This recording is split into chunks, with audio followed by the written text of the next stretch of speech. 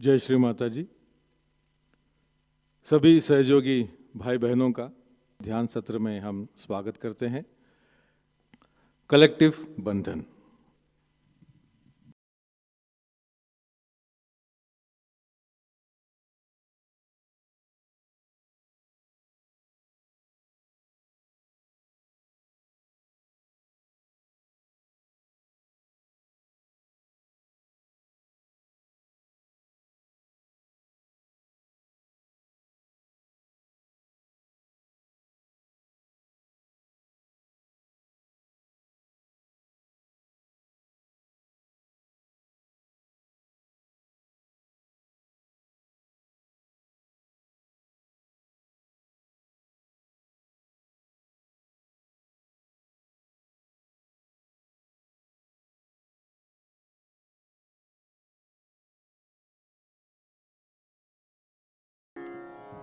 तीन महामंत्र, उसके पश्चात श्री गणेश मंत्र।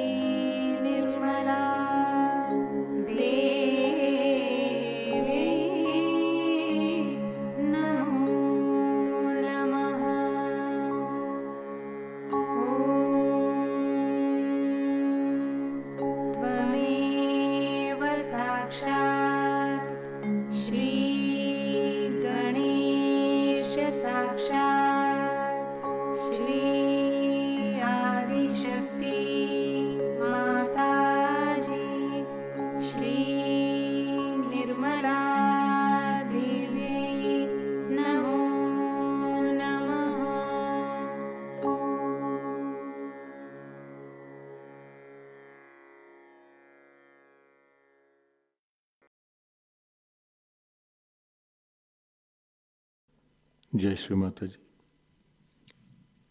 हम सभी ध्यान की अवस्था में बैठेंगे, चित्त सहस्त्रार पर। परम पूज्य श्री माता जी कृपावंत होकर हमें ध्यान में संतुलन प्रदान कीजिए।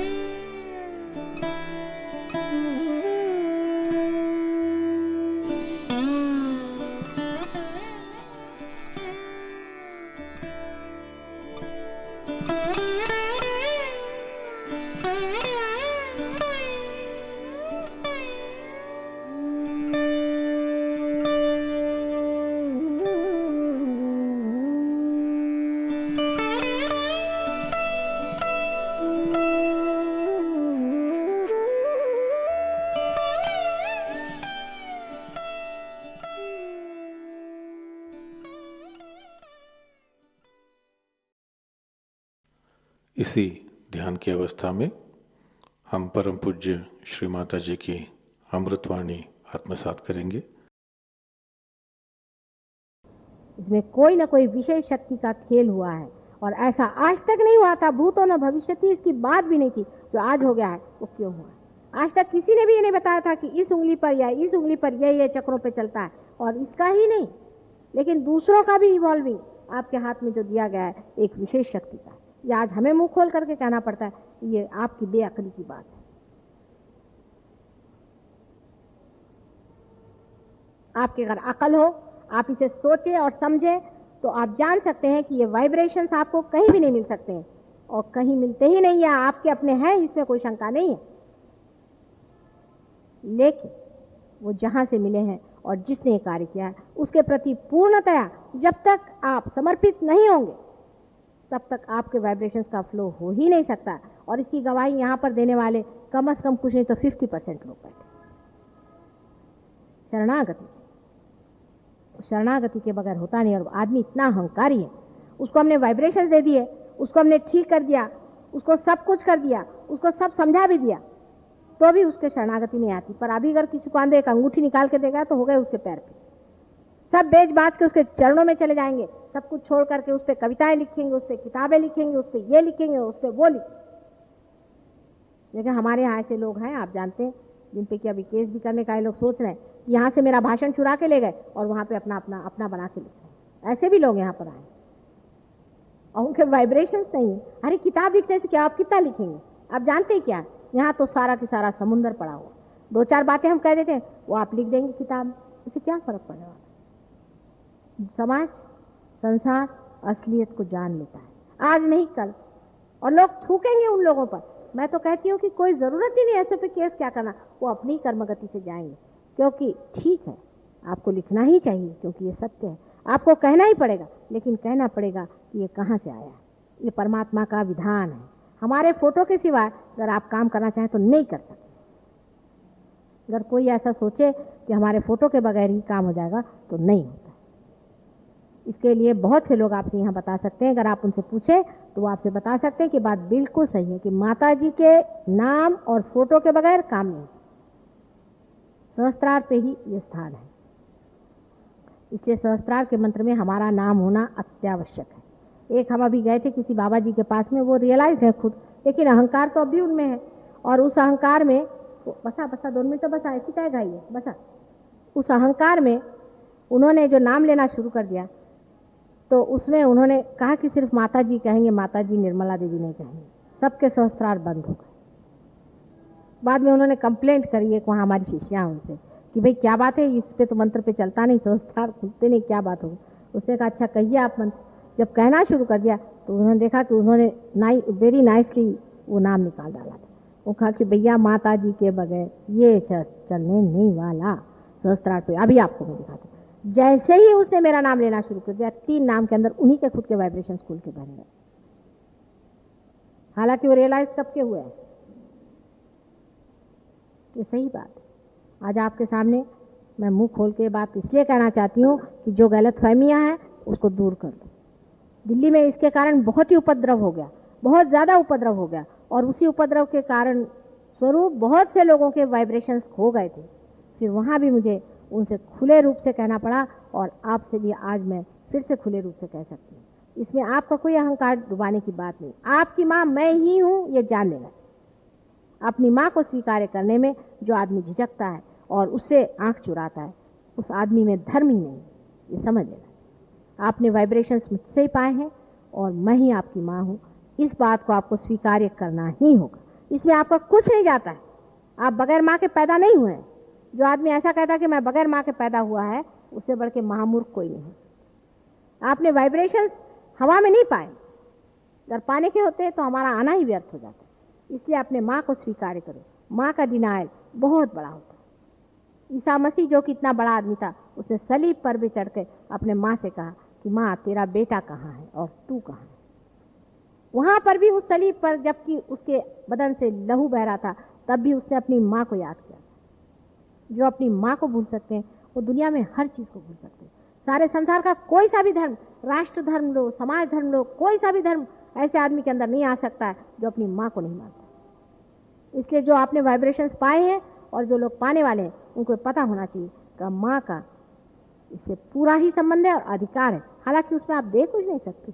आपका अधिकार ही, आपका लेने का ही अधिकार, मेरा तो देने का अधिकार। मुझे आपसे लेना कुछ नहीं है। लेकिन अगर आपके वाइब्रेशंस कल खो गए तो फिर से मैं मुंह खोलकर आपसे नहीं कहने वाली। इस बात को आप समझ। हर एक आदमी के लिए ये बात प्रमाण है। और यहाँ पर ऐसे बहुत से लोग हैं जिन्होंने इसके अनुभव लिए हैं, एक्सपेरिमेंट्स किए हैं और देखा। कल मैं दूसरी बात बताऊंगी जो कि बहुत ज़रूरी है, जिसे कि आप भूत बाधा आदि कहते हैं। वो क्या चीज़ है और वो है या नहीं, और वो किस तरह से एक्ट करती है और उसका क्या इफेक्ट होता है, सब कुछ डिटेल्स में कल बताऊंगी। लेकिन आज जो है मैंने योग पे आपसे बताया, हठ योग पे, जो सूर्य नाड़ी पर काम करती है अधिकतर। अब आपको प्रश्न हो तो थोड़े पूछ लें, फिर हम लोग ध्यान में जाएं।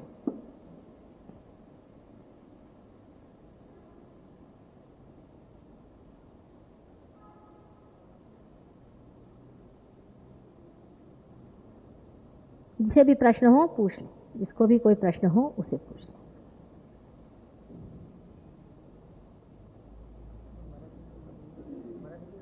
हां काय एवढं मला हिंदी समजत नाही का, असं कसं? हां हां बोला, प्रश्न विचारा मराठी. हां आता असं आहे की रोज मी तेच रेकॉर्ड लावलंय बरंच, म्हणून आज जरा दुसरं रेकॉर्ड लावलं, म्हटलं तुम्हाला जरा हसवावं म्हणून मी आज योगावर बोलले की योगाचे काय आहे. सहज योगावरती फक्त एवढं समजायचं की सहज, सह म्हणजे विथ, ज मीन्स बॉन्ड विथ, आणि त्याच्यावरती एक आर्टिकल ह्या लोकांनी दिलेलं आहे, तेव्हा ते वाचून टाका तुम्ही. उद्या सहज योगावरती वाचायची काही गरज नाही, त्याची भाषा मूक आहे आणि ते एकदम होतं.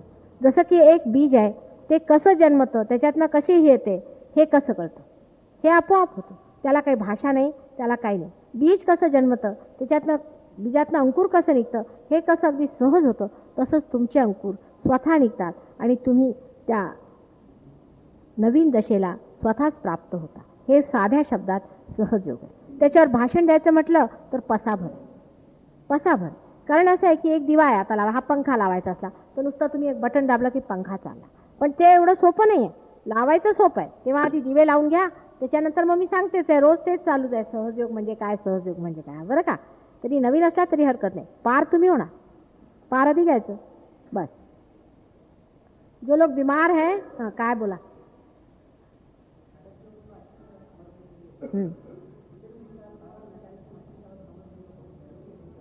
नहीं नहीं नहीं, मैं बताती हूँ बेटे, उसको तो कुछ समझना ही नहीं चाहिए। उसको क्या समझना है? वो तो अनएजुकेटेड हो, एजुकेटेड छोटे छोटे बच्चे वो तो जल्दी से पार हो जाते हैं।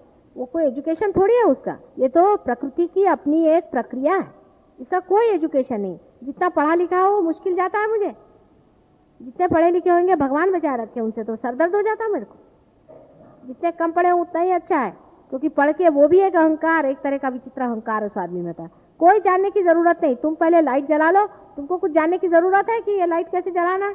कोई जानने की जरूरत नहीं, बस बटन दबा दो जल जाएगा। फिर उसके बाद में तुमको इंजीनियरिंग समझाऊंगी ना, सबको समझाया तुमको भी समझाऊंगी। उसका जो गुह्य से गुह्यतर है सारा ही, जितना भी देवी का प्रादुर्भाव हुआ, उसने जिस तरह से अपने शक्ति से कार्य किया और आज इस कलयुग में वो करने वाली है, वो सभी बताऊंगी, उसमें कोई शंका की बात। हाँ, कोई विश्वास रखने की जरूरत नहीं, बिल्कुल भी नहीं, बिल्कुल आप विश्वास नहीं रखिए। लेकिन आप, इसका मतलब नहीं कि आप अविश्वास नहीं रखें, उसको खुले रखें अपने दिमाग को, अपने दिमाग को आप खुले रखें। विश्वास रखने का तो कोई सवाल ही नहीं उठता। विश्वास रखने से कभी कभी और भी दोष हो जाता है कि आप मेरे पे परम विश्वास से आए, ये दोष हो सकता है। आपको विश्वास रखने की जरूरत नहीं। आपको, आप हिलते क्यों हैं? शांति से बैठ। आपको विश्वास रखने की जरूरत नहीं है, कोई भी ऐसी चीज करने की जरूरत नहीं। आप सिर्फ जैसे बैठे हैं ऐसे बैठे रहिए, अकस्मात आपके अंदर प्रकाश आ जाएगा। आपको क्या सूर्य पे विश्वास करना पड़ता है क्या?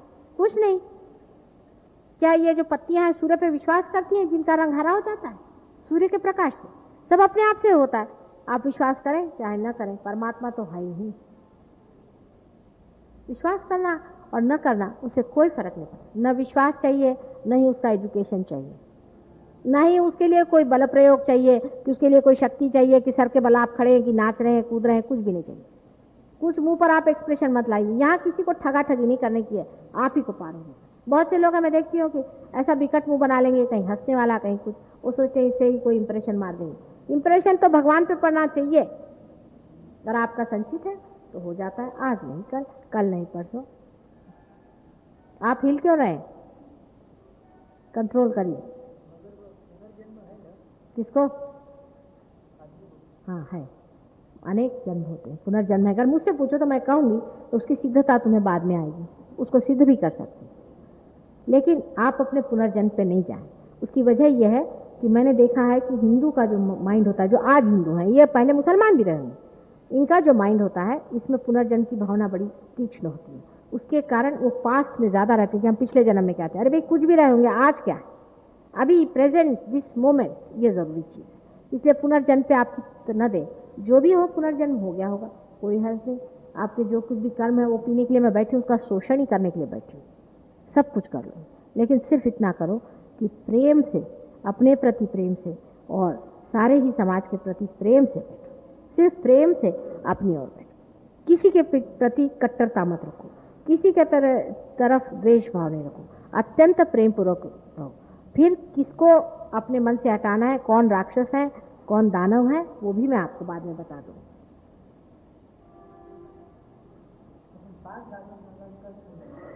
हाँ, आप पार हो गए, माने ये पार होने का भी एक कुछ मैंने ऐसा देखा है कि हमारी ऐसी कल्पना होती है कि पार होने का मतलब ये है कि हम कृष्ण बन गए। ऐसा नहीं होता। जो नहीं होता सो नहीं होता, जो होता सो होता है। उसमें कोई हमारे कहने से चीज नहीं होगी। पहले निर्विचारिता आती है आपके अंदर में। जैसे आज्ञा चक्र को कुंडलिनी लांग जाएगी, आप निर्विचार हो जाएंगे, आप में एक तरह की ब्लैंकनेस आ जाएगी, लेकिन सर में बहुत हेवीनेस रहेगी, लाइटनेस नहीं आने वाली। और जिस वक्त में आज्ञा चक्र को लांग करके कुंडलिनी ब्रह्मरंध्र को छेद जाएगी, तब एक तो आप एकदम लाइट हो जाए। आपके हाथ में ऐसा लगेगा जैसे कुछ ठंडी ठंडी ठंडी ठंडी लहर सी आ रही। किसी किसी में शुरू में गरम गरम आएगी, जब जैसे ही ठंडी ठंडी आने लग जाएगी, लाइटनेस भी आने लग जाएगी। थोड़ी देर में वो काफी आने के बाद में आप एकदम लाइट फील करेंगे और अंदर से ऐसा लगेगा कि आप निर्विचार भी हो गए हैं, लेकिन आप पूर्णतया सतर्क हैं। पूर्णतया आप सतर्क हैं, माने आप सोए हुए नहीं, आप सतर्क, ऐसा आपको लगेगा। फिर उसके बाद बहुत से लोग कहते हैं कि माता जी जब हम निर्विचार हो गए उसके बाद हमें एकदम निर्विकल्प हो जाना चाहिए। होना तो चाहिए, हमारी तो यही इच्छा, पर होता नहीं। इसमें से हमारे जो हमने 5-6 साल आज मेहनत करी है लोगों पर, उसमें से हम कहेंगे कि 5% लोग ऐसे हैं कि जो एक बार पार हो गए तो निर्विकल्प पे ही खड़े हो गए। ऐसे भी लोग हैं, बहुत ही वो ऐसे लोग हैं कि वो बहुत ही पीछे रहते हैं, और मैं जानती हूँ पॉइंट्स कहाँ हैं और कहाँ पे बैठे, लेकिन ऐसे बहुत कम लोग, अधिकतर लोग निर्विचारता में होते हैं। मतलब क्या है कि आप यहाँ बीचों बीच आकर के यहाँ से यहाँ चलते रहते हैं। यहाँ से आप अपना ईगो, सुपर ईगो दोनों को देखते हैं, और वो नीचे भी उतार सकते हैं, आप उसको निकाल सकते हैं, अनेक उसके विधि से है आप निकाल सकते हैं। उसके बाद आपको सारी विधियाँ, उसकी सारी मुद्राएं, उसका तरीका, ये जो है इस तरह से घुमाना, और ये सब कुछ आपको सब आप सीख सकते हैं, वो हम लोग सिखाएंगे। लेकिन आप पकड़ते जाएंगे, लेकिन आपको पता होगा पकड़ गया। माने मैंने अभी जैसे आपने कहा जनार्दन स्वामी जिनसे मैं मिलने गई थी, तो जैसे मैं गई, वो बड़े भारी साधु पुरुष हैं और वो नाथपंथी और पार आदमी है, तो उन्होंने देखते साथ मुझसे कहा कि माँ मेरा आज्ञा पकड़ा और मेरा विशुद्धि पकड़ा है, दोनों को जरा साफ कर दीजिए। मतलब ये कि आप देखते हैं कि आपका आज्ञा और विशुद्धि पकड़ा है, मैंने आप देखने लग जाते हैं, आपके अंदर अवेयरनेस आती है। आपको अभी तक मालूम नहीं कि मेरा हृदय कहाँ चल रहा है, मैं कहाँ चल रहा हूँ, पर जब आप सहयोग में पार हो जाते हैं तो आपको फौरन लगता है यहाँ से कुछ उठ रहा है, फिर जा रहा है, फिर आपको लगता है यहाँ पकड़ लिया, यहाँ पकड़ लिया, फिर आप ऐसे ऐसे करके उसको निकाल दीजिए, निकल जाएगा, यहाँ कुछ कर दीजिए, वो निकल जाएगा। वो कैसे निकालने का वो हम बता सकें, माने आप और आपकी मोटर कार जो है वो अलग हो जाए, फिर आप अपनी मोटर कार भी साफ कर सकते हैं, उसको ठीक भी कर सकते हैं। ये चीज़ पहले हो जाती है जो निर्विचार आदमी हो जाता है उस वक्त। पर निर्विचारिता आने के बाद भी जब तक आपकी स्थिति थोड़ी सी जमती नहीं श्रद्धा में, क्योंकि अब श्रद्धा शुरू होती है जब जानने के बाद, जब वाइब्रेशंस आ गए तब श्रद्धा में आना पड़ता है। तब आप जबरदस्ती तो भी यहाँ आए, पता नहीं आए कि नहीं, हो रहा है कि नहीं हो रहा है, इस तरह से आप करते रहेंगे तो बनने नहीं मामले। जरा सा उसमें स्टेडीनेस जैसे आपके अंदर आ जाएगी, वैसे ही आप देखिएगा कि आपके हाथ से आप लोगों की कुंडलिनियों को जागरूक करेंगे, कुंडलिनी को आप जागरूक करेंगे। इतना ही नहीं, आप कुंडलिनी को जागरूक करेंगे, काय वाचून दाखवा, मैंने वाचून दाखवा, वाचायचं नाही, अच्छा इधर लिया, हाँ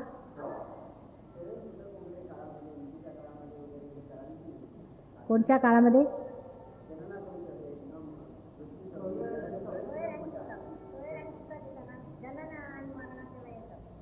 नाही हे सगळ्या वेळेला करायचं, त्याला काही प्रतिबंध नाही। उलट तुम्ही एकदा पार झाला, आप अगर एक बार पार हो गए और जरा सी निर्विकल्पता है तो आप ध्यान में ही रहते हैं, आप ध्यान में ही रहते हैं, हर समय ध्यान में रहते हैं। फिर क्या सूतक और कौन क्या और क्या, हर समय आप ध्यान में रहते हैं। लेकिन विशेष दिनों का कुछ कुछ असर होता ही है, जैसे महाशिवरात्रि के दिन एक विशेष रूप से कार्य बना, ये सब दिनों का बड़ा महत्व होता है। वो दिन सबको मैंने एयर कंडीशनर में डाल दिया था, सबकी हालत रो रही थी, तो वो हो सकता। लेकिन तो भी जैसे सूतक के दिन आपका मन जब दुखी रहता है तो ज़्यादा ही ध्यान में रहेगा, उसमें कोई अशुभ तो कभी होता ही नहीं, इससे कभी भी अशुभ नहीं होगा। यानी आपको आश्चर्य होगा, एक साहब थे, उनको बाधा ने पकड़ा, आप समझ लीजिए, और उनके कारण 10 और सहयोगियों को पकड़ा। अब 10 सहयोगी उनसे बहुत इंप्रेस्ड हो गए थे पहले से, अब उन्होंने पकड़ा तो मैंने कहा कि उसको तुम लिख करके और 25 जूते लगाओ, 21 वैसे कहते हैं, 21 जूते लगाओ। उन्होंने उसको जूते लगाए, ये लोग तो छूटे नहीं पर वो छूट गया, क्योंकि इन 10 आदमियों ने उसको लगाए तो उसको उतने जूते 10 मरतबा लगे, और ये लोग अपने को जो मार रहे थे वो एक ही मरतबा लगे। जूता भी मारिए तो भी आप छूटेंगे, कुछ भी करिएगा उद्धार ही होगा। हम आपको अगर डांट दें तो भी उद्धार होगा, हम आपको प्यार कर लें तो भी उद्धार होगा, मतलब उद्धार ही होने वाला है, इसे संहार होना ही नहीं है, उद्धार ही होने वाला। आप अगर कल कहें माता जी वो फलाने मेरे को बहुत सता रहे, आप उसको मार डालिए, मैं उसको मारने को जाऊंगी तो उसका उद्धार हो जाएगा, वो अच्छा होकर इधर आ जाए, ट्रांसफॉर्मेशन ही होगा, इससे और कुछ होने नहीं वाला। जैसे अब कोई कहते हैं कि भाई इसको हटाओ, ये मिनिस्टर अच्छा नहीं, इसको हटाओ, मैंने कहा उसको हटाना काहे को, उसी को बदल देते ना, ट्रांसफॉर्मेशन होगा इससे कोई आदमी निकलेगा नहीं, हटेगा नहीं, ट्रांसफॉर्मेशन होगा। कोई अगर महादुष्ट होएगा तो विचलित हो जाएगा, उसको परेशानी हो जाएगी, फिर धीरे धीरे वो भी अपने चक्कर में आ जाए। ये ट्रांसफॉर्मेशन का तरीका है। फिर आप उसको चाहे डांटो, चाहे मारो, चाहे उसको कुछ भी करो, चाहे वाइब्रेशंस दो, चाहे उसके बारे में सोचो, आप उस पर बंधन डालो, आप देखिएगा उसका ट्रांसफॉर्मेशन ही हो, किसी का बिगड़ने नहीं वाला। अब जैसे बहुत से लोग हैं कहने मेरी सासू मुझे बहुत सताती, मैंने कहा ठीक है, सासू को तो चप्पल नहीं मार सकते तो अधर्म हो जाए, तो ठीक है तुम उस पर बंधन डालते बैठे रहो सासू जी के नाम से। थोड़े दिन में पता हुआ कि सासू जी आई, एकदम लाल लाल उसका मुंह गया, उसकी हेल्थ बड़ी अच्छी हो गई, और कहने लगी कि मुझे तो तुम पे इतना प्रेम आ रहा है, पता नहीं क्यों इतना तुम्हारे ऊपर प्रेम आ रहा है। तो तुम आश्चर्य करते हो कि यही वो है क्या, ये कैसे होगा, और उधर वो भी जवान दिखने लगे और उसके मुंह पे भी एक तेज आ गए। इससे सिर्फ ट्रांसफॉर्मेशन होगा, क्योंकि मनुष्य ही में भगवान होने की भी क्षमता और राक्षस होने की भी क्षमता, इससे मनुष्य भगवान की ओर जाएगा। चाहे आप उसके लिए कुछ भी करें, आप चित्त में उस आदमी के लिए विचार ही लाएं, उसी वक्त वो आधा छूट जाए। उसको आप मारो, डांटो, पीटो, कुछ भी करो, उसका भला हो एक दशा में जाने के बाद। ये नहीं कि आप पार हो गए और मारना शुरू करें। एक चीज को समझ लेना चाहिए जानबूझ के। ये ट्रांसफॉर्मेशन का तरीका है। ट्रांसफॉर्मेशन कोई चेंज करने का नहीं, कुछ चेंज करने का है, मनुष्य बदल जाता है। और कोई प्रश्न है? 1-2 मिनट है।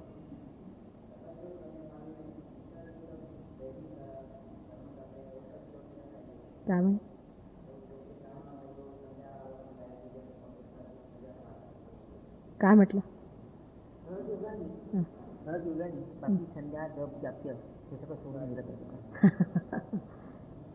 नहीं, ऐसी तो बात नहीं, कुछ छोड़ने की बात नहीं, लेकिन उसका शास्त्र सीखना पड़ेगा। अब जैसे आपको बताते हैं, सीधी बात है कि ज्यादातर लोग हैं राम का नाम लेते हैं। ज्यादातर लोग हमारे यहाँ इसकी बीमारी के बहुत लोग आते हैं। अब राम आपके हृदय चक्र में देखो वो स्थित है। अब वो राम का नाम लेते हैं और हृदय चक्र ही उनका पकड़ा रहता है। क्योंकि क्या है कि जहां से नाम लेने का है उसका मार्ग बंद है और आप उसी पे ठोक मार रहे हैं, इस वजह से आपका राम नाम पकड़ा रहता है। तो अब ऐसे आदमी का अगर हृदय चक्र ही पकड़ा हुआ है तो रियलाइजेशन के बाद में हम रियलाइजेशन देते वक्त राम ही का नाम लेते हैं, लेकिन हमारा कनेक्शन है इसलिए उसका दरवाजा खुल जाता है। लेकिन तो भी उसको केयरफुली रहना चाहिए कि अपने हृदय चक्र पे ज्यादा चोट न करे। यह समझ लीजिए किसी आदमी को पेट का कैंसर है और वो कृष्ण का नाम ले रहा तो उससे उसको फायदा नहीं होने वाला। उसको तो किसी गुरु का नाम लेना चाहिए, क्योंकि वैष्णवी पावर जो है धर्म की उसको इस्तेमाल करना पड़ता है कैंसर के। आप किसी का अगर आपका विशुद्धि चक्र पकड़ा हुआ है, किसी का माने ये कि विशुद्धि चक्र नाम से विशुद्धि चक्र पहली चीज पकड़ेगी और फिर जिसका नाम लोगे वो चक्र पकड़ेगा। जिन्होंने भी नाम लिया वो मुश्किल काम, और जिन्होंने आती लिया तो वो आती मुश्किल काम। तो आपने अगर नाम स्मरण किया है यहाँ से कृष्ण के लिया तो बस यही पकड़ेगा। लेकिन आपने अगर और किसी का शिव जी का किया तो हृदय चक्र और ये कॉम्बिनेशन जम गया। आप दोनों को छुड़ाना पड़ता है। अच्छा, फिर हम शिव जी से ही छुड़ाएंगे और राम से कृष्ण से ही छुड़ाएंगे। अब आपको पता होना चाहिए कि आपका कौन सा चक्र पकड़ा है और उसी को आपको छुड़ाने के लिए आपको कौन सा नाम लेना चाहिए। संध्या भी या कोई सी भी चीज़ है उसका जब तक आपको शास्त्र पता नहीं और शास्त्र से काम करना सहयोग के विरोध में पड़ता है।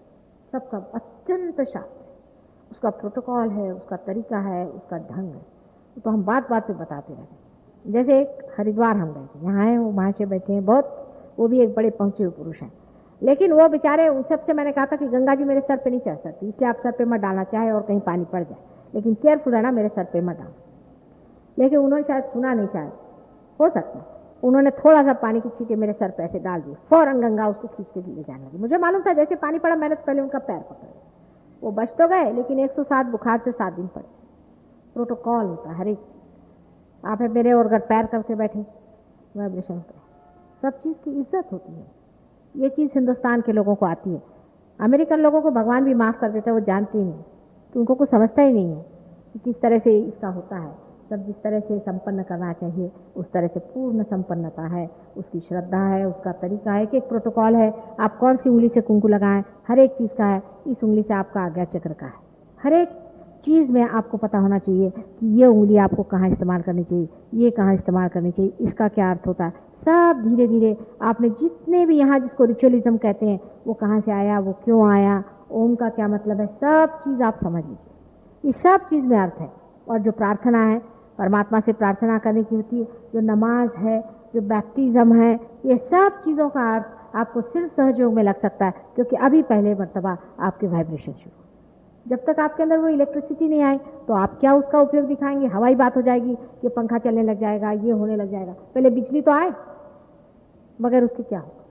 जैसे हर एक चीज़ के बटन यहाँ लगे हुए हैं, आप दबा रहे हैं एक बटन, चल दूसरी चीज़ रही।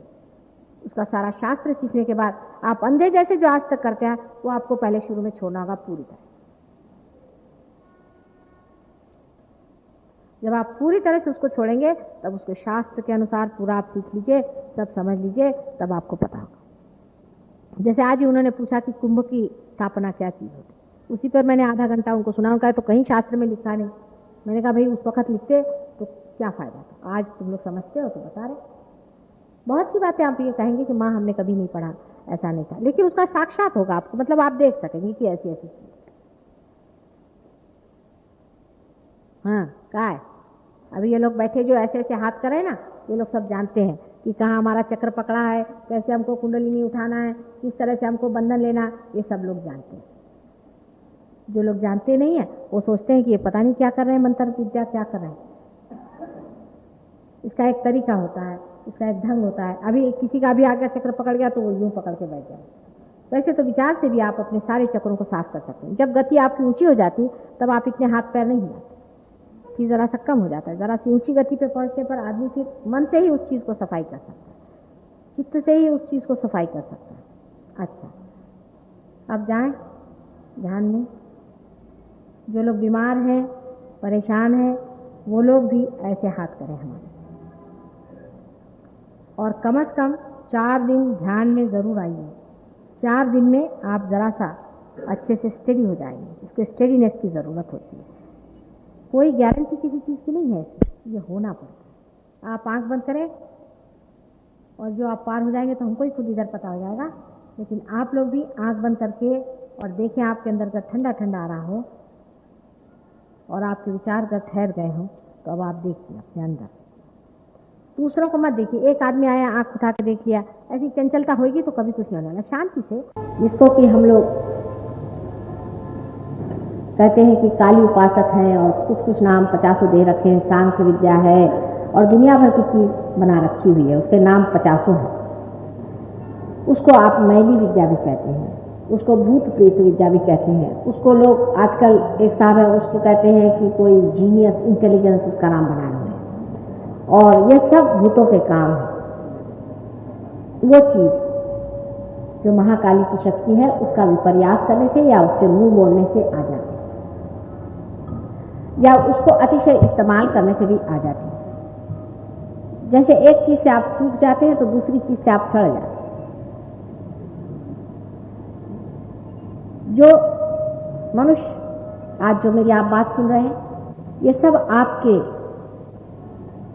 सुप्त चेतन मन में, सबकॉन्शियस माइंड में जा रहे हैं, सब वहां समा रहे हैं।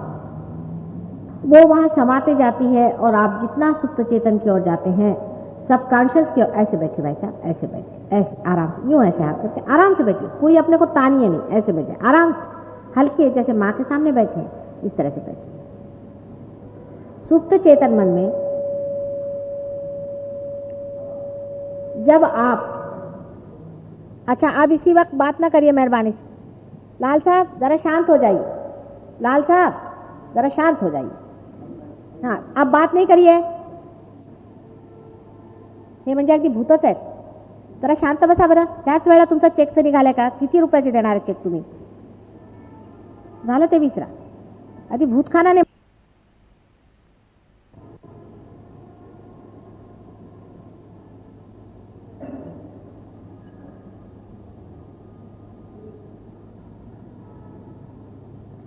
तो जो हम सुप्त चेतन मन में जब हम बहुत उतरने लग जाते हैं, मतलब जब हम लिथार्जिक हो जाते हैं, हमारी एक्टिविटी खत्म हो जाती है, जिस वक्त हम कुछ भी एब्स्टिनेंस नहीं करते हैं, कुछ भी वैराग्य नहीं लेते हैं और संसार की सारे ही प्रलोभनों में पड़ते जाते हैं, जिस तरह की शराब, औरतों के चक्कर, गंदे गंदे कामों में फंसना, इस तरह की हर एक चीज में जब हम बहुत घुसने लग जाते हैं, अतिशय खाना पीना, गालियां बकना और पान, सिगरेट आदि अनेक तरह के विषयों में जब हम लिप्त होते जाते हैं, जैसे आजकल के तरुण हैं, उसी तरह से ये गंदे नाच और सब तरह की पवित्रता जब हम खत्म करके अपने माँ के प्रति भी, जब हम जैसे कि विलायत में हैं, माँ के प्रति भी वो गंदी दृष्टि से देख सकते हैं, इतनी उनमें गंदगी आ गई।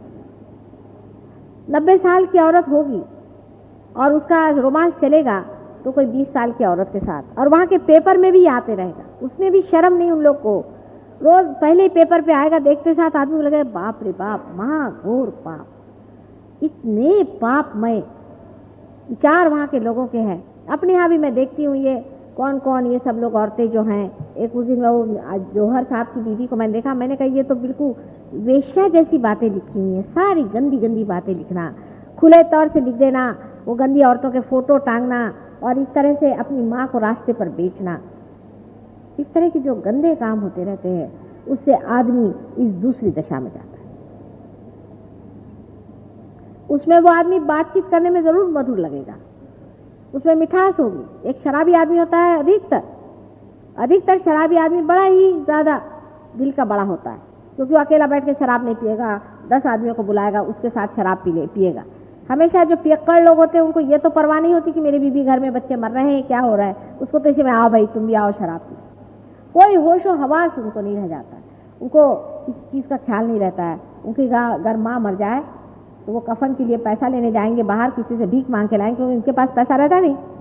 तो उसी फिर रास्ते में अगर शराब की दुकान पड़ गई तो माँ गई उधर में पड़ी रहेगी, वो रास्ते में बैठ करके शराब पी लेंगे। यानी जिससे सारा सार विचार टूट जाए, सारा ही धर्म टूट जाए। इस तरह की इंटेलिजेंसेस में जो पड़ता है, तो एक तो एब्सटिनेंस के एक्सट्रीम पे जो रहता है, जो कि मैंने कल आपको बताया था योगी लोगों की बात, और आज ये दूसरे तरह के महागंदे लोग जो सड़ जाते हैं, जिनमें कीड़े पड़ जाते हैं, यही भूत है। कोई चीज सड़ जाने पे, मर जाने पे, उसमें जिस तरह से कीड़े पड़ती है, वैसे ही आपके अंदर में भी इसके कीड़े पड़ जाते हैं, जिसको एंटीजीनी कहते हैं, अगेंस्ट लाइफ, जिसको आप लोग वायरस इन्फेक्शन कहते हैं।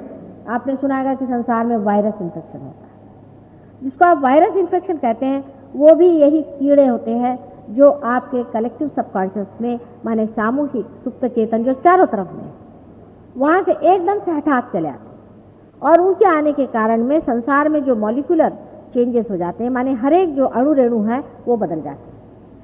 उसका जो घुमाना है, जो इस तरह से घूमना चाहिए, तो उल्टे घूमने लग जाता है। जो स्वस्तिक हमारा गणेश जी का है, उसके उल्टा स्वस्तिक घूमने लग जाता है, और जब वो उल्टा घूमने लग जाता है, सारा मॉलिक्यूलर चेंज हो जाता है, वायरस इन्फेक्शन आ जाता है। संसार में लोग हठात एकदम से उनको चक्कर आ जाती है, गिर जाते हैं, उल्टियाँ हो जाती हैं, कोई लोग पागल हो जाते हैं। कुनी का आपने सुना होगा कि उनके रेटिना जो है उसका डिटैचमेंट हो जाता है और उनको दिखाई नहीं देता, उसके बाद वो अंधे हो जाते हैं, और इस तरह के 50 हो चीज़। वो जो एंटीजीनी आती है संसार में और जो ऐसे कार्य को करती है, वो तो कोई कंट्रोल नहीं आती, वो आती है अपने आप से एकदम। काफ़ी सारे मरे हुए ऐसे जीव आते हैं संसार में, असर कर जाते हैं और ख़त्म हो जाते हैं, उनके असर लोगों पे आ जाते हैं। यही वायरस इन्फेक्शन। लेकिन बहुत से ऐसे लोग संसार में हैं कि जब कोई मर जाता है, खासकर कोई अगर बड़ा दुष्ट मरा हो, तो उसकी खोपड़ी पर काबू कर लेंगे या उसकी हड्डियों पे काबू कर लेंगे, उसके स्मशान तक जाएंगे, उसकी कब्रें खोदेंगे, उसमें से उसके निकाल लेंगे और उस पर एक प्रेत विद्या की तरह से उस पर हावी हो जाते हैं। उसके मंत्र करते हैं, उसका नाम जपते हैं, उसको ये करके वो करके उसको अपने काबू में करते हैं। हम लोग असल में कोई मरते थोड़ी ना, थोड़ा सा हिस्सा हमारा मर जाता है और बाकी का हिस्सा ट्रांसपेरेंट सा संसार में सब लोग विचरण करते रहता है। अब वो मरे हुए लोगों के भी 7 लोक हैं, 7 लोक में इंसान रहते हैं। अब जो लोग पार हो गए ये देवलोक में रहेंगे। ये कभी भी किसी आदमी की साइकी में कभी नहीं घुसने वाले, चाहे अपना खुद लड़का मर गया हो, अपनी खुद बीवी मर गई होगा, कभी उसके साइकी के अंदर नहीं घुसने वाले। लेकिन उसके नीचे में भी, देव योनि के नीचे में भी बहुत से लोग हैं राक्षस योनि तक। जो लोग राक्षस योनि तक आ गए, उस राक्षस योनि के लोगों को भी ये इच्छा होती है कि संसार में आए और अपना राक्षसी पना दिखाए। तो वो संसार में आते हैं, कुछ तो रूप धारण कर लेते हैं मनुष्य का जैसा, और कुछ लोग जो है ऐसे ही विचरण करते रहे। उन लोगों पे ये लोग हावी रहते हैं और उनको आपके आज्ञा चक्र से, नाभि चक्र से आपके अंदर डाल देते हैं। इसीलिए कलयुग जो है ये मिक्सचर्स है, सारे मिश्रण हो। साधु संतों का भी आज्ञा चक्र में ये घुसा देते। अब आपको पता ही नहीं चलता कहाँ घुसाते हैं, कब घुसाते हैं। जब तक आपको कैंसर नहीं हो जावे, जब तक आप फिजिकली कहीं प्रॉब्लम में ना आ जाए, आपको यही नहीं पता होता है ये भूत कहाँ से आए। किसी को ये समझ ही भी नहीं आता है कि हमें ये बीमारी कैसे हो गई। बहुत से लोग आते हैं, माता जी मुझे रात में नींद नहीं आती, मेरा दिमाग खराब हो गया, मुझे बड़े भयंकर सपने आते हैं, बड़ा डिप्रेशन रहता है, सब कुछ है लेकिन मैं बड़ा डिप्रेस रहता हूँ, समझ में नहीं आता क्या है। फिर दूसरा के बताता था मेरी बीवी है इतनी विचित्र है कि उसका मेरे समझ नहीं आता है कि वो हर समय मेरे ऊपर क्यों बिगड़ी रहती है। फिर पता हुआ कि बिल्कुल वो राक्षस सिंह जैसी रहती है। इस तरह की आजकल बहुत सी किताबें निकली हुई हैं जिसपे उन्होंने इस शक्ति का वर्णन किया हुआ है। उसमें से एक किताब है एग्जॉर्सिस्ट, बड़ी गंदी तरीके से लिखी है वो, लेकिन उसमें दिखा है कि 11 साल की लड़की जो है, 11 साल की लड़की का किस तरह से मन विक्षुब्ध हो गया। इस तरह की भी बात लिखी हुई। और बहुत सी ऐसी बातें आजकल संसार में आ रही, लोग देख रहे हैं कि हजारों के पास सिद्धियां आ गई। मैंने आकाश से आप ऐसा करिए, एकदम से आपने ला करके अंगूठी रख दी। आपने सोचा हा हा हा हा महात्मा जी क्या कहने, अंगूठी ला के हमें दे दी, महात्मा जी के चरणों में चल। और महात्मा जी ने एक भूत आपके अंदर भर दिया अंगूठी के साथ। उसके बाद दूसरे दिन आप बीवी का जेवर चुरा करके लेकर महात्मा जी के चरणों में डाल दी। आपने ये नहीं सोचा कि महात्मा जी ने मुझे अंगूठी दी, मेरे नौकर को क्यों नहीं दी? भाई सारे संसार के प्रॉब्लम क्यों नहीं हल करती, इस देश के तो कम से कम करें। बड़े भारी गुरु भगत हो गए आप, हा हा गुरु जी महाराज क्या कहने, आपके अंगूठी आपने हमें दे दी, क्या कहने। बड़े बड़े इस चक्कर में घूमते, वो उनकी कमजोरियां हैं, वो अंगूठी लेने, उनको अंगूठी इंप्रेस करती है, अंगूठी लेने जाते। और ये रईसों को और बड़े बड़े पदाधिकारियों को अंगूठियां क्यों दे रहे हैं, क्यों नहीं इन गरीबों को देते? ये कभी नहीं। फिर एक दूसरे तरह के होते हैं, वो आपने को हिप्नोटाइज कर सकते, वो ऐसी आपसे मीठी मीठी बातें करेंगे आपसे, जैसे बहुत सी औरतों को कहते हैं कि साहब मैं आपका पूर्व जन्म का पति था। अब औरतें इतनी गधी होती हैं, उनको समझ में नहीं आता कि पूर्व जन्म का होगा तो होगा, चूल्हे में गया, अभी जो बैठा हुआ है उसको छोड़ के इसके पीछे कहाँ को भागने का। खासकर जो औरतें फ्रस्ट्रेटेड होती हैं, जिनके आदमी बदमाश होते हैं, इधर उधर भागते हैं, उनकी औरतों को तो ऐसा आदमी बड़ा अच्छा लगता है, लग गए उसके पीछे। अब साहब वो मेरे गुरु महाराज हा हा हा हा, मुझे तो उन्होंने बिल्कुल एकदम मेरी हालत खराब कर दी। ये नहीं जानती कि उनके अंदर की जो सेक्स की दबी हुई प्रवृत्तियां हैं, उसको उभार करके और उसको संजो करके वो आप पे ऐसा आघात करें और आपसे रुपया पैसा निकाले। ऐसी मैंने केसेस देखी कि औरतों ने सारी अंगूठियां क्या, चूड़ियां क्या, वो सब ले। ये एक तरह से करते, एक तरह का क्लास। दूसरी चीज है आपको डोरा बांध देंगे। आप डोरा बांध दिया, ये तो बहुत सस्ता मामला है, 1 पैसे का डोरा 12 रुपए में बांध दिया आपने, लगा लिया, डोरा आपके गले में आया और गए आप। ये सबसे आसान तरीका। तीसरा तरीका है कि आपसे कहेंगे कि मंत्र जपो। एक और है महाशय, उनका कि साहब आप एक श्रृंग है उसको जपो। अब वो महाशय बैठे श्रृंग जपते हुए, देखा क्या कि उनको ट्रांस आ गया, ट्रांस में चले गए। कहले साहब ये तो जीनियस हो गए, इनका ब्रेन बढ़ गया, उनके अंदर एक भूत आ गया। अब वो शायद हो सकता है कि इनसे ज्यादा बुद्धिमान हो सकता है, लेकिन क्रिकेट होएगा, बहुत बड़ा डिप्रेव्ड होएगा। वो इस आदमी को इस्तेमाल करेगा और जब जाएगा तो उसके प्राण लेकर उसको खत्म कर दिया। तो उन्होंने कहा आप मंत्र जपो। आपने मंत्र जपा, राम कहा, राम नाम का प्रभु नहीं, राम नाम का एक भूत कहीं होएगा, वो आपके अंदर घुसा दे।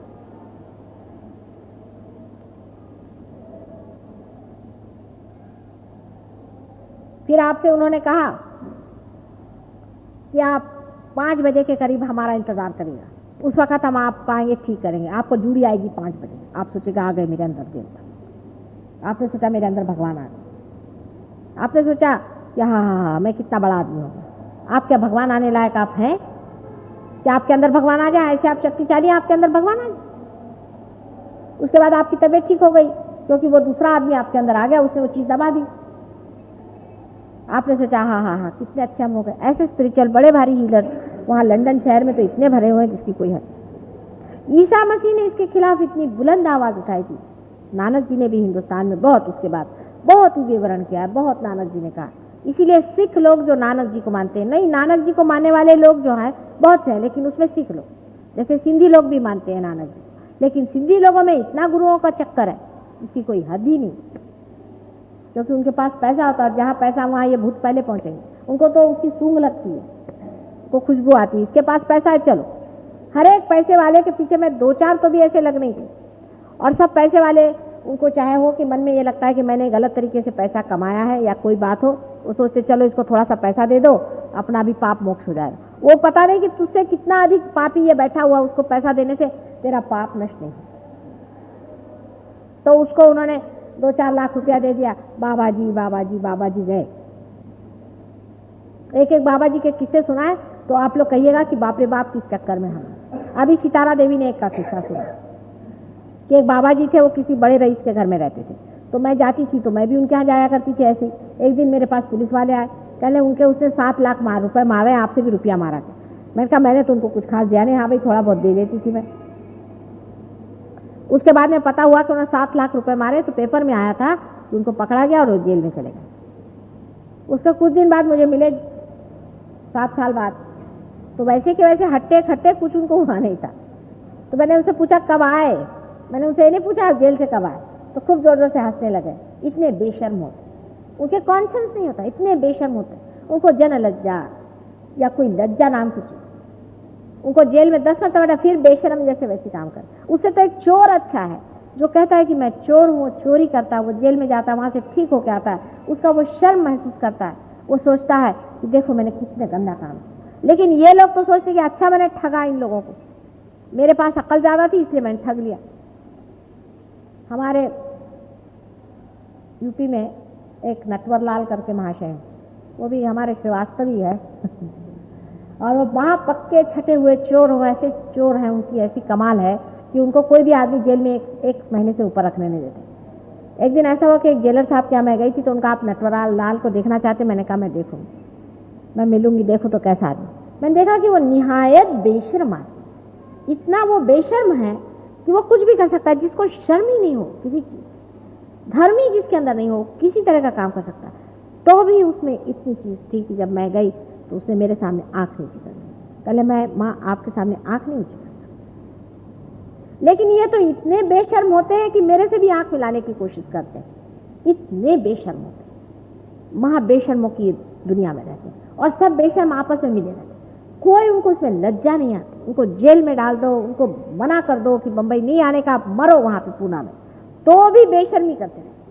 और उनके शिष्य भी इतने बेशर्मी से बात करते हैं, इतने गंदे लोग होते हैं। कहेंगे कि एक तो लेडी में से कह लगी कि उनसे तो मेरी शादी हो गई। मैं तो तुम्हारी शादी हो गई? अरे तुम्हारे पति यहाँ बैठे हुए, तुम्हारे बाल बच्चे बैठे हैं, इतने बड़े घर की औरत, तो तुमको शर्म नहीं आती? तुम्हारी उससे शादी कैसे हो गई? वो तो मेरे पूर्व जन्म के पति। मैंने कहा कैसे पता? वो कह रहे थे। मैंने कहा वो कह रहे तो कोई ब्रह्मवाक्य हो क्या? ये कहने के लिए क्या लगता है दुनिया में, बताओ। सोचना चाहिए, मनुष्य को हमेशा सोचना चाहिए कि आप जिसको गुरु मान रहे हैं उसमें कोई पवित्रता है या नहीं। अगर उसके अंदर पवित्रता नहीं तो उसके आगे झुकने की क्या जरूरत, उसके चरणों में जाने की क्या जरूरत। जो आदमी आपको गंदी बातें सिखाता है, धर्म के नाम पे सेक्स सिखाता है, वो आदमी कभी भी पवित्र नहीं हो सकता, नहीं हो सकता, नहीं हो सकता। इसको आप लिख के रखें। जिस आदमी को औरतों में इंटरेस्ट है वो आदमी आपका गुरु कैसे होगा? सब धंधे करो और गुरु बने रहो, ये कौन सा भी मैंने तरीका नहीं जाना। इस तरह के गुरु आजकल हजारों निकल आए हैं, इसलिए ये जो शक्तियां हैं इससे बहुत बच के रहने की जरूरत है। आज कलि युग में जो योगी तो एक बार पार हो ही जाते हैं, उनके अंदर हृदय शक्ति में भरा जा सकता है, उनको पार कर सकते हैं, और जब वो पार होते हैं तो काफी पवित्र जीव होते हैं। लेकिन इस बदमाशी में घुसने वाले लोगों को आप क्या सोचते हैं मैं पार करा सकती हूँ? कोई लोग मुझसे कहते हैं कि माता जी ये लोग आप तो किसी गुरु को नहीं मानती। मैंने कहा कोई सच्चा गुरु हो उसको मानूंगी, वो तो मुझे भी मानेगा, लेकिन जो दुर्जन है उसको मैं कैसे कहूं कि ये गुरु है? भाई तुम क्योंकि मानते हो इसलिए मैं उसको गुरु कहूं? कोई तुम्हारा कल्याण उसने किया, वो सिर्फ सोशियो इकोनॉमिक एक्टिविटीज कर रहे कि साहब आप हमारे आश्रम में आइए, सारा रुपया पैसा हमारे पास जमा कर दीजिए आप, और आप यहाँ रहिए। पता हुआ आप ट्रांस में चले जा रहे हैं। और 80 साल की बुढ़िया औरत अपने सर पे हीरा बांध के बैठी हुई है क्या मैं तो जगन माता। दूसरों का पैसा खा करके हीरे लगा के बैठने के लिए उसको शर्म नहीं आती? कोई उसके पति का पैसा था या उसके बाप का पैसा था?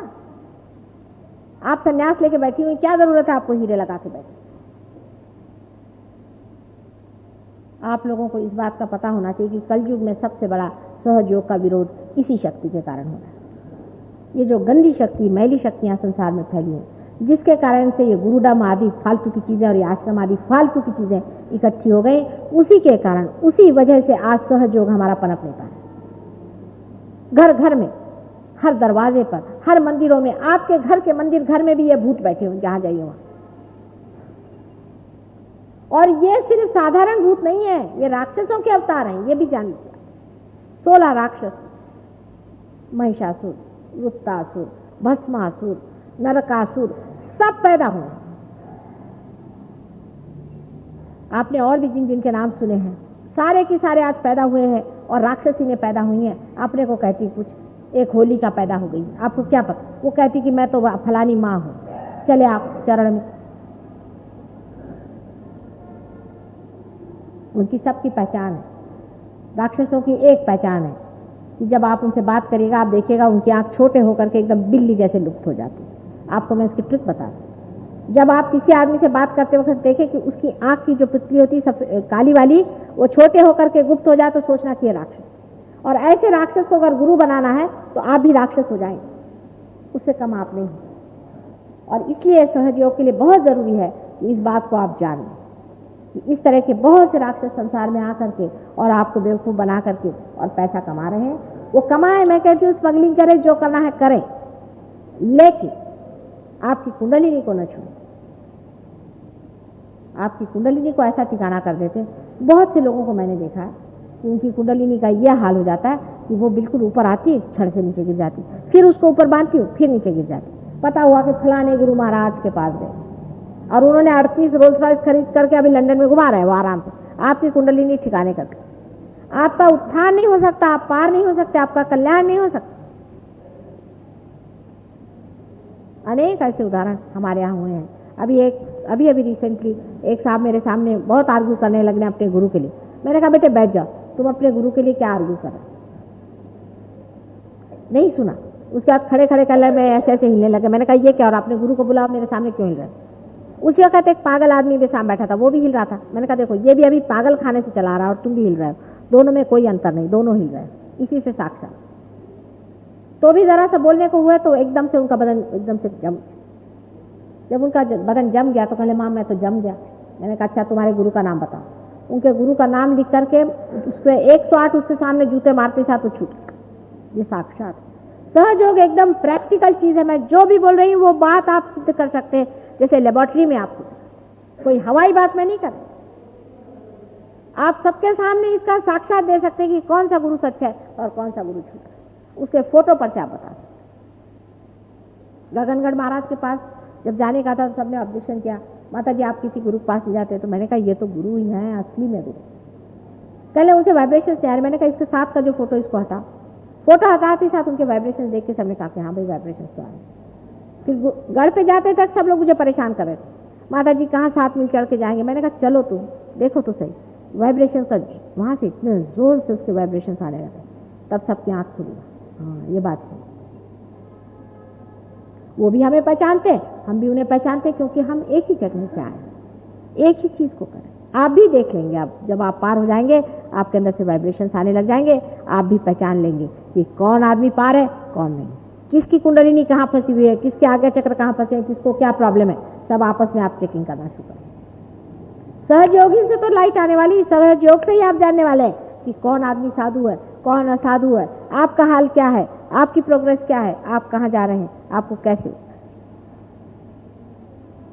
सिर्फ सहयोग से ही आप इसे जान सकते हैं। यही एक ज्ञान का मार्ग है और कोई नहीं। जब तक आपके अंदर वाइब्रेशंस नहीं आते सारी बातचीत रह जाती।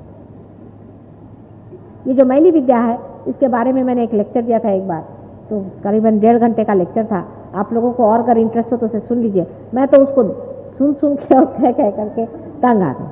सिर्फ कहने का यह है कि आपके अंदर भी एक परम शक्ति जो इन दोनों शक्तियों के बीचों बीच खड़ी है और जो इन दोनों शक्तियों को ही पूरी तरह से फिर से ढक सकती है। जो ये गंदी शक्तियां हैं दोनों, जिसके कारण हमारे अंदर तकलीफ हो गई है, जिससे कि ईगो बन गया है और सुपर ईगो बन गया है, यह उसी तरह से है जैसे कि कुछ फैक्ट्री में शक्ति को इस्तेमाल करने से आपके अंदर जैसे कि धुआं हो गया, उस धुएं को भी कुंडलिनी शक्ति शांत कर देती है। इतना ही नहीं, वो इन दोनों ही चैनल्स को, जिसे ईड़ा और पिंगला नाड़ी कहते हैं, पहले आपको मैंने पिंगला नाड़ी कल बताई थी, आज ईड़ा नाड़ी बताई, जो हृदय चक्र पे से जाती है।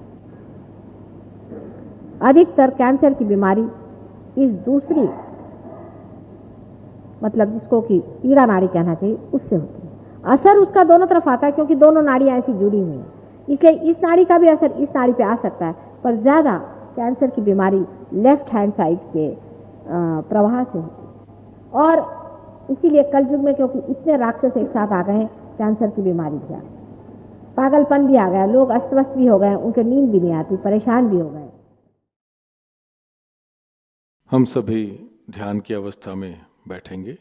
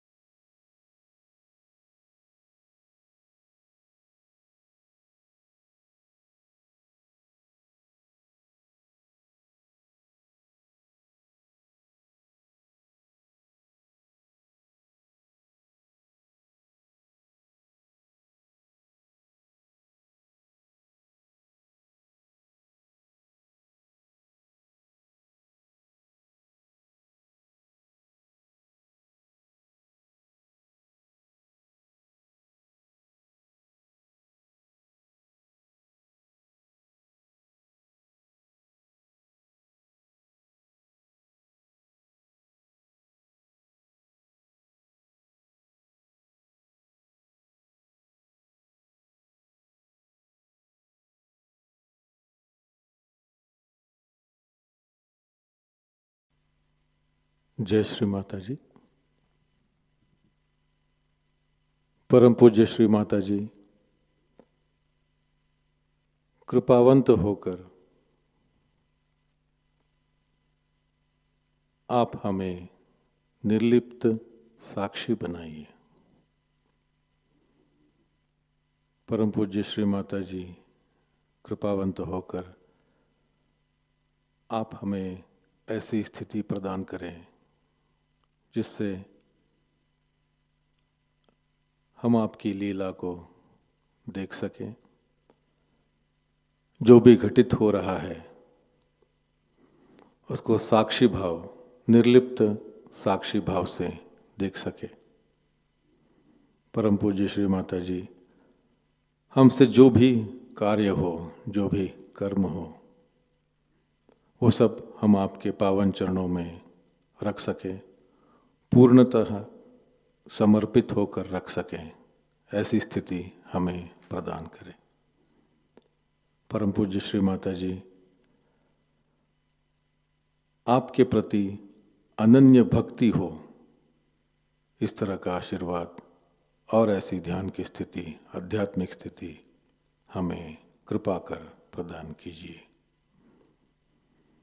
श्री माता जी आपके पावन चरणों में हमारे कोटि कोटि प्रणाम। कलेक्टिव बंधन।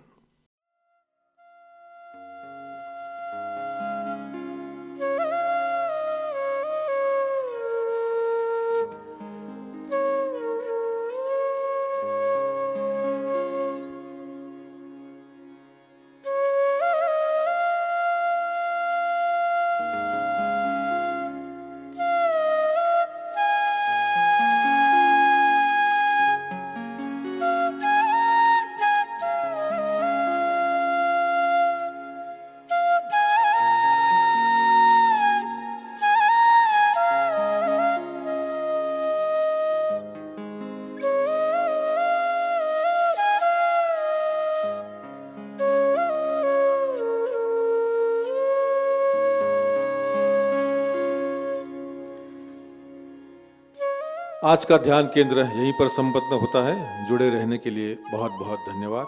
जय श्री माता जी।